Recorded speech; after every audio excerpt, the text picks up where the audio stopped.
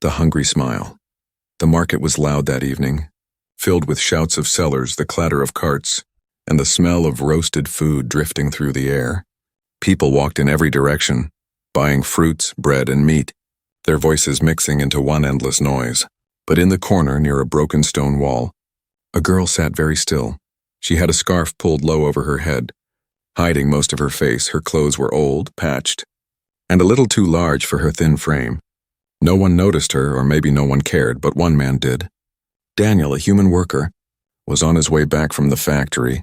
His boots were dusty, his shoulders heavy from a long day. He usually passed through the market quickly, but this time something caught his eye. The girl's eyes. They were locked on a loaf of bread sitting on a vendor's table. Her lips curved into a smile, small and polite. But Daniel could see the truth behind it. That was not the smile of happiness, it was the smile of hunger. The kind of smile someone wears when they are trying to hide their pain. It made him slow his steps. He watched as a boy rushed past her with a bag of roasted meat. Her head turned. Her smile grew a little wider, but her throat moved as she swallowed hard. Her hands were clenched together, as if she was forcing herself to stay still. Daniel frowned. He had seen hungry people before, but there was something different about her. Something in the way she sat, too quiet, too controlled, as if she did not want anyone to notice her.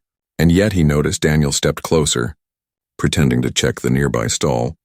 From this distance he saw her eyes more clearly. They shimmered faintly, almost glowing in the dim evening light. Not a normal human glow, but soft, silver-like threads moving in her pupils. His chest tightened. He realized she was not just a hungry girl. She was different, maybe not even human. But she was still starving.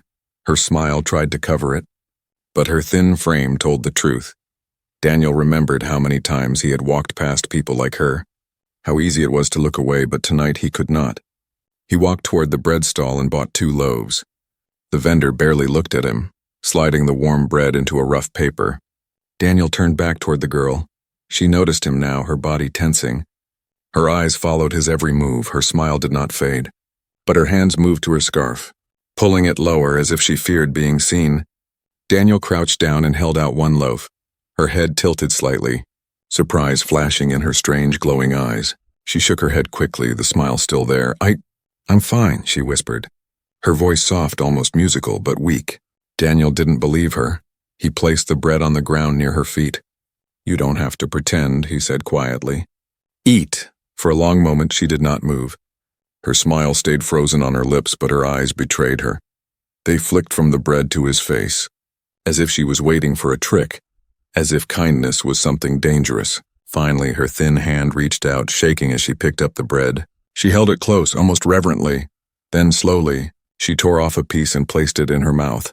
Her eyes closed, and for the first time, her smile was real. Daniel watched in silence. Something inside him stirred, pity, maybe, or something stronger. He did not know why he cared so much, but he could not shake the feeling that this girl, whoever she was carrying more than just hunger. The market noise faded around him. He only heard the soft sound of her eating, only saw the way her hands trembled as if every bite was both relief and fear. And in that moment, Daniel knew this was no ordinary meeting, because hidden beneath that hungry smile, there was a secret, and whether he wanted it or not, he was now a part of it. Daniel walked slowly away from the bread stall, but his eyes kept drifting back to the girl. She was still sitting there, scarf low, eating carefully. As if every crumb was precious, each bite looked like it carried both relief and shame. She hid it behind her smile, but Daniel could see the struggle. Something about her bothered him, not in a bad way, but in a way that made his chest heavy. He had helped strangers before, but this felt different. Her glowing eyes, the way she sat apart from everyone, the way her hands trembled. It was as if she didn't belong here. When she noticed him still watching, she pulled her scarf tighter. Her smile returned, soft and polite, but Daniel could see the nervousness in her eyes. She didn't want attention, and that alone made him want to know more. Daniel hesitated, then walked back toward her. People brushed past him, barely noticing the girl. It was strange, almost like no one else cared, as if their eyes slid over her. Was it his imagination, or was she making herself unseen? He stopped a few feet away and crouched down again. Are you alone? He asked softly. The girl froze, a crumb of bread caught between her fingers. Her smile stayed, but her voice was quiet. Yes, Daniel frowned. Where's your family? She shook her head, her scarf shifting just slightly. I don't have one. Not here. Her words cut sharper than he expected. There was no anger in her tone. No sadness either, just emptiness. He wanted to ask more, but he sensed pushing too hard would make her run, so he sat down near her instead. She looked startled, eyes flicking between him and the bread in her hands. You shouldn't sit here, she whispered. People will wonder. Daniel gave a small smile. Let them wonder for the first time. Her fake smile faltered. A shadow of surprise crossed her face. It was clear she wasn't used to someone choosing to stay near her. Her hands tightened around the bread as if it was a shield. Daniel noticed again the faint glow in her eyes.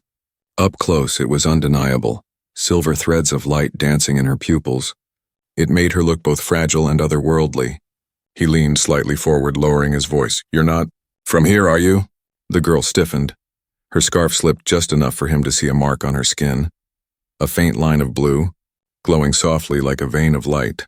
Her hand flew up to cover it instantly. I don't know what you mean, she whispered sharply. But Daniel did know. He had heard whispers in the city, rumors of strange visitors, people who weren't quite human. Most dismissed it as fantasy, drunken stories from miners or soldiers. Yet here she was, sitting in front of him. Proof that those stories were true. I won't tell anyone, he said firmly. His tone surprised even himself, but he meant it. Something about the way she looked at him, both afraid and hopeful, forced the promise out of him. Her eyes searched his face for a long moment. Then she lowered her gaze, nibbling the bread slowly. Finally, she whispered, Why? Why would you help me? Daniel hesitated, searching for an answer. He could have said it was pity or curiosity, but it was neither. Instead, he said, Because you looked hungry and because... Someone should care. The girl's lips trembled, her forced smile breaking into something more fragile. It wasn't happiness exactly, but it wasn't her mask anymore. She looked down quickly, hiding her face beneath her scarf again, but Daniel caught it, just for a moment. A real expression, raw and honest. The air between them grew heavy. Daniel felt as if he had crossed a line he couldn't step back from. He wasn't just a passerby anymore. He was part of her secret now, before he could say more. A sharp noise broke the moment, boots striking stone, voices muttering. Two men walked through the market. Scanning the crowd with cold eyes, they wore dark coats, and their steps carried authority. The girl noticed them instantly. Her smile vanished, her body went rigid. Her eyes darted toward the shadows at the end of the street. Fear flashed across her face. Pure, unhidden fear. Daniel leaned closer, whispering, Do you know them? She didn't answer, but her trembling hands told him enough. Her loaf of bread slipped from her fingers as she stood suddenly. The scarf nearly fell from her head, and for a split second, the glowing mark on her skin was visible. The men turned sharply, eyes locking on her. There, one of them muttered. The girl gasped softly, clutching the scarf around her face and backing away. Daniel's heart pounded. He didn't know who those men were, but he understood one thing clearly.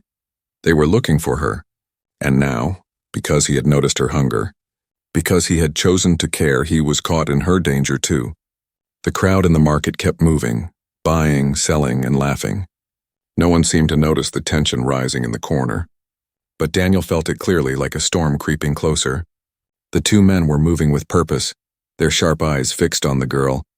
She tried to keep her scarf low and her body small, but her glowing eyes and the faint mark on her skin had already betrayed her. Daniel saw her chest rise and fall quickly as panic spread across her face. He stepped forward without thinking, placing himself between her and the men. The men paused, their eyes narrowing. One of them sneered, Step aside, worker. This doesn't concern you. His voice was heavy with authority, the kind that expected obedience.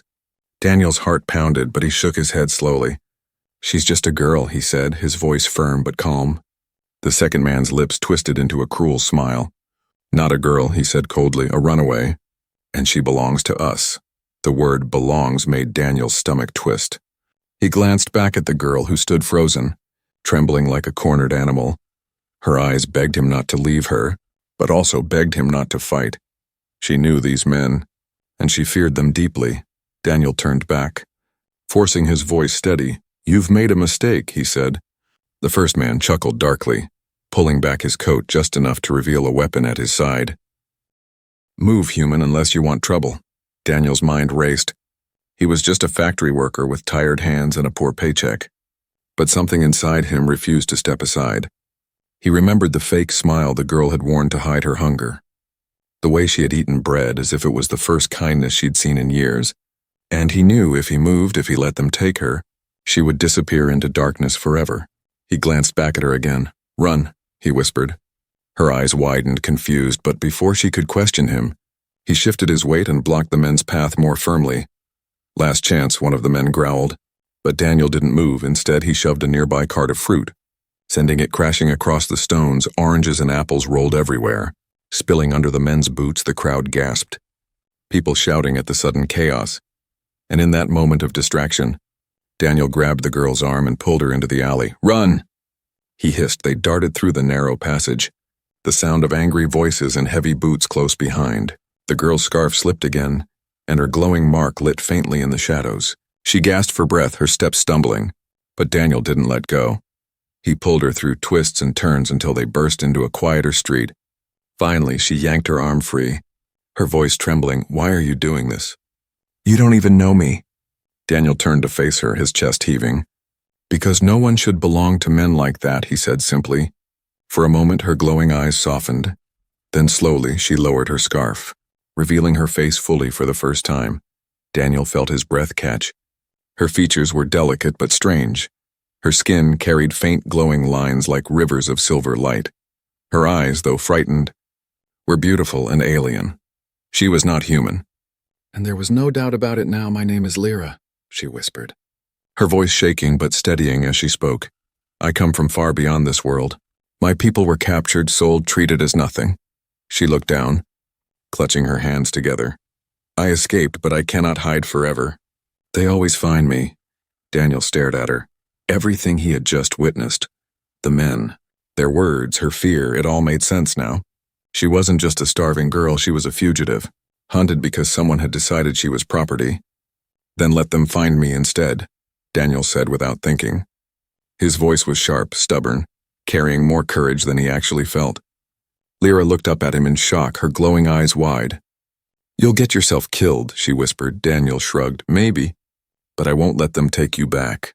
Her lips parted as if she wanted to argue, but no words came. For the first time since he had seen her, her smile wasn't fake. It was small, fragile, but real. "You don't even know what I am," she said softly. Daniel gave a tired grin. Hungry, scared, and alone. That's enough, but their moment was short. From the distance, voices echoed, angry, determined. The men hadn't given up, they were still searching, their boots pounding against stone. The sound grew closer, the danger returning. Lyra's body stiffened, her glow faint but visible in the dark alley. Daniel glanced around quickly, spotting an abandoned building with a broken door. "Come on," he whispered, taking her hand again. They slipped inside the shadows as the men's voices grew louder outside. Inside, the room was silent except for their breathing. The walls cracked, dust in the air, a faint smell of rust and damp wood. Lyra pressed her back against the wall, her eyes glowing faintly like stars in the dark. Daniel crouched beside her, listening to the voices fade. For now they were safe. But Daniel knew this was only the beginning. He had seen the fear in her eyes, and he had heard the word belongs.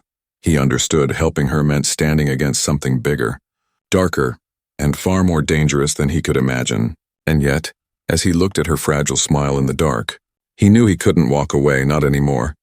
The night wrapped around the city like a heavy blanket. Shadows stretched long across the stone alleys, and every corner seemed to whisper danger. Daniel pressed his back against the wall of the abandoned building. His breath steadying beside him, Lyra clutched her scarf tightly. The glow in her eyes dimmed to a faint shimmer. Outside, heavy boots struck the ground, voices barking orders. "They went this way," one of the men shouted. The sound of steel rattling made Lyra flinch. Daniel put a finger to his lips, motioning for silence. They stayed still as the footsteps drew closer, echoing against the narrow alley walls. The tension was thick, every creak of wood. Every breath felt too loud. Daniel's heart pounded. But he forced himself calm. He had hidden before from debt collectors, from guards who cared nothing for poor workers. But this time was different. Now someone else's life depended on him. The boot stopped outside, a pause, then the sound of someone sniffing the air. "She's close," one voice growled. "I can smell her trace," Daniel frowned. These men were not ordinary hunters, they had ways to track her. Ways humans couldn't. Lyra's hands trembled. Her faint glow seemed to pulse brighter in fear. Daniel placed his rough hand over hers, steadying her. Her eyes snapped to his. Wide and uncertain, he whispered, barely audible. "Trust me." Then, without warning, he grabbed a loose piece of metal pipe from the floor and hurled it across the room. It clanged loudly against the far wall. Outside, the hunters cursed and rushed toward the noise. Daniel didn't waste a second. "Move!" he hissed, pulling Lyra through the broken door on the other side. They slipped into another alley, weaving between shadows. The streets grew darker as they left the market's glow behind. The smell of smoke and damp stone filled the air. Daniel guided her quickly, his memory of the city's maze-like streets helping them stay ahead. But the hunters were skilled soon. The sound of pursuit rose again, closer. Sharper, a harsh voice echoed, "You can't hide, girl. You belong to the masters and we will drag you back." The words made Daniel's blood boil. He looked at Lyra, her face pale, her glow flickering with despair. For a moment, he saw the years of running in her eyes. Always hiding, always starving, always afraid, he clenched his fists, refusing to let her fall back into that life. They dashed through another alley, but at the end, two figures stepped from the shadows, trapped. The hunters smiled coldly, their weapons drawn. "Game over," one of them said. Lyra froze, panic in her gaze. Daniel scanned quickly, searching for anything, any escape, any tool. His eyes landed on a pile of broken crates and a lantern left hanging by a thin hook. He acted fast, grabbing the lantern and hurling it down. Glass shattered. Fire spilled across the crates. Flames leapt up, cutting a barrier between them and the hunters. The men cursed, shielding their faces from the sudden blaze. Daniel pulled Lyra through a side gap, smoke choking their lungs, coughing. They stumbled into another street, running blindly. Finally, they reached the edge of the district, where the buildings thinned and an old canal stretched ahead. The moonlight shimmered on the black water. Daniel stopped, chest heaving, behind them. The hunters' voices grew louder again. They hadn't given up. "We can't keep running like this," Daniel muttered. Lyra looked at him, her voice breaking. "They won't stop, not until they catch me. I'm marked." She pulled her scarf aside just enough to reveal the glowing symbol on her skin. It pulsed faintly, like a brand that lived beneath her flesh. Daniel's jaw tightened. "That's how they track you," he realized. Her lips trembled, tears forming in her glowing eyes. "I should leave, go back so you won't get hurt," she whispered. But Daniel shook his head sharply. "No, I didn't pull you out just to watch you give up." His voice was firm, fierce. "We'll find a way to break it, I promise." Before she could answer, shadows moved across the canal bridge. The hunters were there, blocking the way forward. Behind them, more boots echoed. The alley hunters had caught up too. They were surrounded. Lyra gasped. Clutching his arm, her glow brightened in fear, silver veins pulsing against her skin. The hunters sneered, raising their weapons. "No more running." "Little star," one said, his voice cruel. "You belong to us." Daniel's hands curled into fists. His back straightened. He was only one man with no weapon, but he felt something rise inside him, hotter than fear. He stepped forward, shielding Lyra with his body. "She doesn't belong to anyone," he growled. The hunters laughed, but there was steel in his voice. Steel that surprised even him. Lyra stared at him, her eyes wide, as if she couldn't believe someone would stand for her. The night air grew colder, tension thick as stone. The hunters closed in, weapons gleaming under the moonlight. Daniel took a deep breath, ready to fight with nothing but his hands and his will. And in that moment, as the flames from behind flickered against the dark canal, the chase was no longer about running, it was about standing. The hunters stepped closer, their boots echoing on the stone bridge. Their weapons gleamed cold in the moonlight, sharp and deadly. The smell of smoke still clung to the night air from the fire Daniel had started. But now there was no cover, no alley to vanish into, only the open space of the canal and the enemy closing in. Daniel stood tall in front of Lyra, his fists clenched even though he had no weapon. The men laughed at the sight, one unarmed human against two armed hunters. "Move aside," one sneered, "unless you want to share her chains." Chains. The word sent a shiver through Daniel's chest. He remembered the way Lyra had smiled to hide her hunger. He remembered the glow of her eyes as she whispered that she had no family, and he thought of the way she had trembled when she revealed the mark burned into her skin. Chains were already written into her life, but he couldn't let them close around her again. Daniel shook his head slowly. "You'll have to kill me first," he said, his voice low and steady. The hunters exchanged looks, amused by his defiance. "You humans," one muttered, "always so eager to die for nothing." But as he stepped forward, Lyra suddenly grabbed Daniel's sleeve. Her voice trembled but carried an edge of desperation. "You don't understand. They're not just hunters, they're binders," Daniel frowned. "Binders?" Lyra's eyes glowed faintly in the dark, fear making her voice sharp. "They are trained to track and control people like me. They use the marks to chain our bodies and minds. If they get close enough, I won't even be able to move. I'll be dragged like a puppet." The truth hit Daniel like ice water. These men didn't just hunt, they enslaved. Her mark wasn't just a brand, it was a leash. Invisible but cruel. And if they touched her again, she would be trapped forever. Daniel's heart raced. How could one man fight that? But when he looked at her trembling form, he knew the answer. He had to. The hunters raised their weapons, stepping closer. Daniel grabbed a loose cobblestone from the ground and hurled it with all his strength. It struck one hunter in the shoulder, making him stumble back with a curse. The other lunged forward. Swinging his blade, Daniel barely dodged, the edge slicing through his jacket. Pain seared his arm, but he didn't stop. "Run!" Daniel shouted to Lyra, but she didn't move. Her eyes shone, not with fear now, but with something else. Conflict. For the first time, someone was fighting for her, and the weight of that hit her harder than the hunter's threats. "No," she cried. Her hands shook as if she was wrestling with something deep inside her, and then faint light began to spread across her skin. The glowing lines on her arms and neck pulsed brighter. Daniel glanced back, stunned. What are you doing?" Lyra's voice was strained, her body trembling. "I swore I would never use it again, but for you." The glow surged, spreading like silver fire through her veins. The hunters froze, recognition and alarm flashing across their faces. "She's activating." One shouted, "Stop her!" But it was too late. Lyra lifted her hands, and a wave of shimmering energy burst outward. It struck the hunters, sending them stumbling back, weapons clattering to the ground.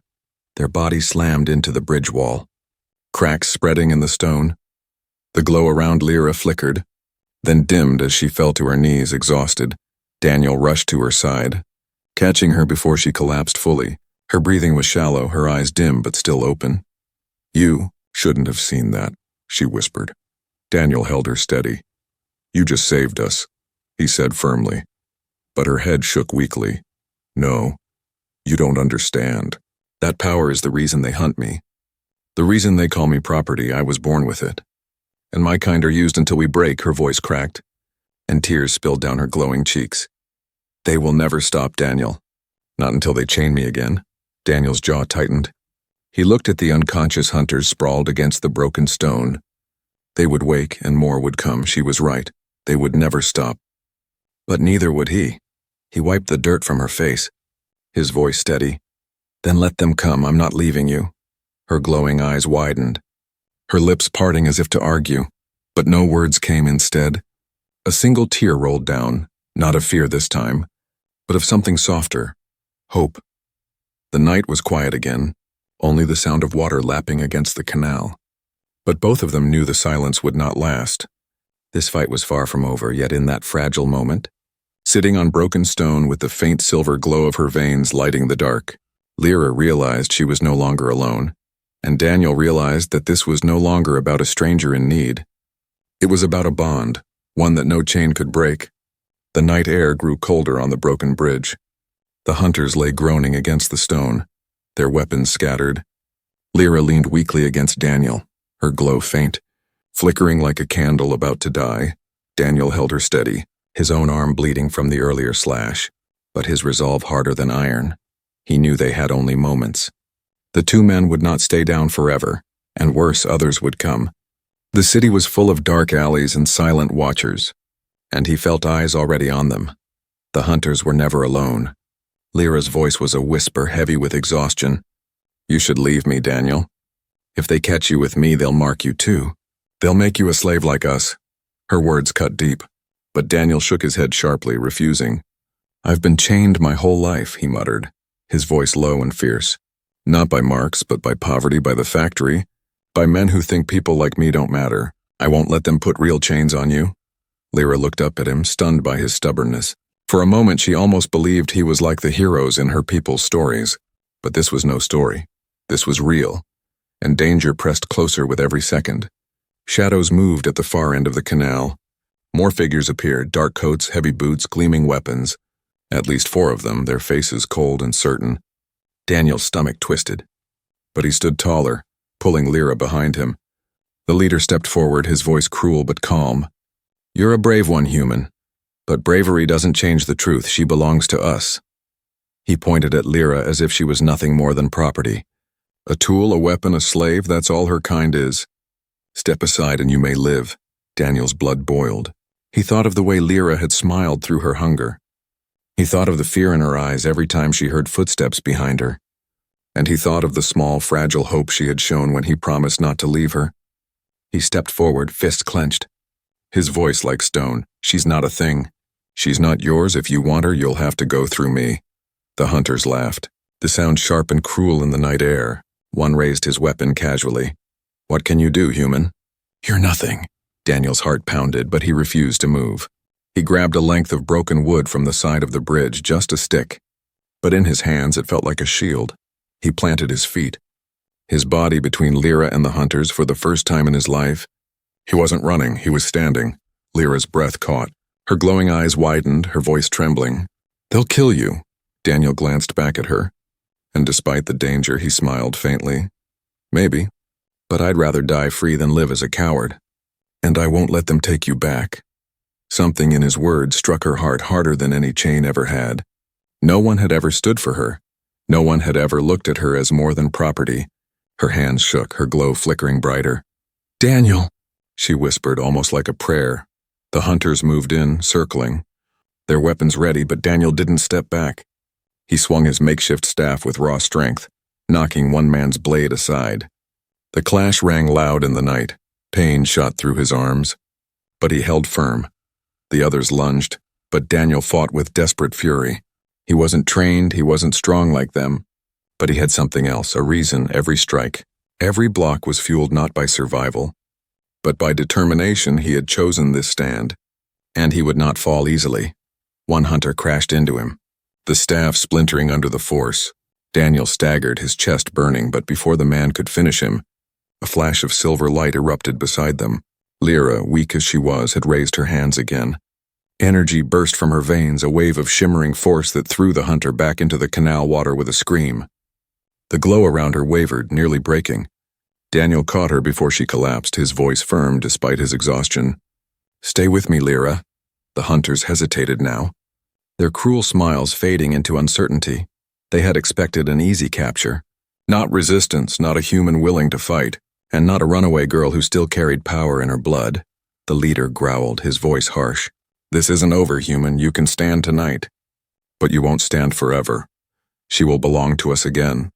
It is only a matter of time. He motioned to the others. And slowly they withdrew into the shadows. Their boots faded into the distance, but their threat hung heavy in the air. Daniel stayed still, holding Lyra against his chest. Her body was trembling, her breath shallow, but her eyes looked up at him with something new. Not just fear, not just hunger, but trust. For the first time, she believed he might truly protect her. The night grew quiet again. The broken staff lay on the ground. Splintered but symbolic, Daniel had made his stand. And he hadn't broken. The fight wasn't over. But something inside him had changed. He wasn't just a factory worker anymore. He was a shield, and for Lyra he would keep standing. The city was quiet now. Only the whisper of water moving through the canal and the faint creak of the broken bridge. The hunters had vanished into the shadows, but their words lingered like poison. She will belong to us again. Daniel tightened his hold on Lyra. Refusing to let the threat settle into his bones, she leaned weakly against him, her silver glow faint, flickering in and out. Her body was trembling from exhaustion, but her eyes stayed on him, wide and searching. Why, Daniel? She whispered, her voice cracked, almost childlike in its fragility. Why stand for me? You could have walked away, you could have saved yourself.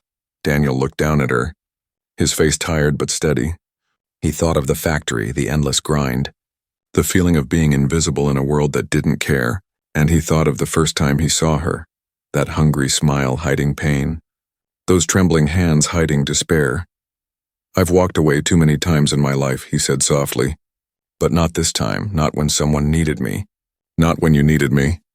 Her lips parted, trembling as if she wanted to argue, but no sound came. Instead, tears welled in her glowing eyes, silver droplets running down her cheeks.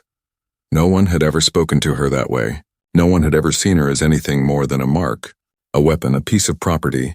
Yet here was a tired, bleeding human saying she mattered. Daniel helped her to her feet slowly. She stumbled, her weight leaning against him. But he didn't let her fall. They moved carefully away from the bridge, slipping into quieter streets where the market noise had faded into silence. Every step was heavy, but each one carried them farther from the hunter's reach. For now, they found a small stone archway near the edge of the district, half collapsed and forgotten. Daniel lowered her gently onto a step, his chest heaving from exhaustion. His arm still bled where the blade had cut him, but he ignored it. His focus was only on her. Lyra looked up at him, her glowing lines faint but beautiful in the dark. "You don't understand what this means," she whispered. "My kind, we were born with light inside us. To the wrong people, that light is power. To them, I am not a person, only fuel." Her words made Daniel's jaw tighten. He crouched beside her, meeting her gaze firmly. "To me, you're not fuel. You're not a weapon. You're a girl who smiled through hunger, who tried to hide her pain, and you're someone who deserves to be free." Her breath caught, and for a moment she could not look at him. The words felt impossible, unreal, but they sank into her heart piece by piece, breaking the chains of fear she had carried for so long. A silence stretched between them, not empty but full of questions of hope, of something neither of them fully understood yet. Finally, Lyra spoke again, her voice trembling. "They'll come again, stronger, they always do." Daniel nodded slowly. "Then we'll be ready." He didn't know how, he didn't know what it would take, but he knew one thing: he would never let her face them alone. Her hand moved, hesitant, fragile. She placed it against his rough, dirt-stained hand.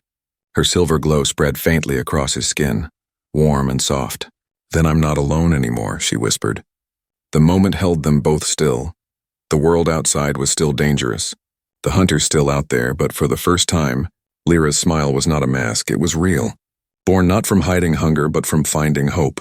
Daniel squeezed her hand gently. "No, you're not," he said quietly. The faint glow from her veins lit the stone around them. For years that light had been a curse, a beacon for her captors, but now, sitting with Daniel in the dark, it felt different.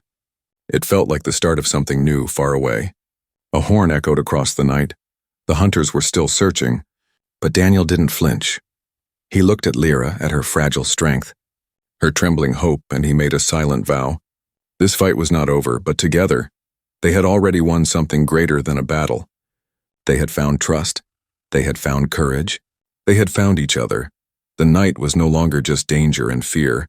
It was also a promise. A promise that chains could be broken. A promise that one human's choice to care could change everything. And as the stars shone faintly above the city, Lyra whispered, her voice barely audible but carrying more weight than the hunter's threats ever could. "You noticed me." When no one else did, Daniel's chest tightened. He smiled tiredly. The kind of smile born from pain but also from victory. "And I always will," he said. The story of a starving girl hiding her hunger behind a smile, and a human who chose to feed her and stand beside her, did not end here. It was only the beginning.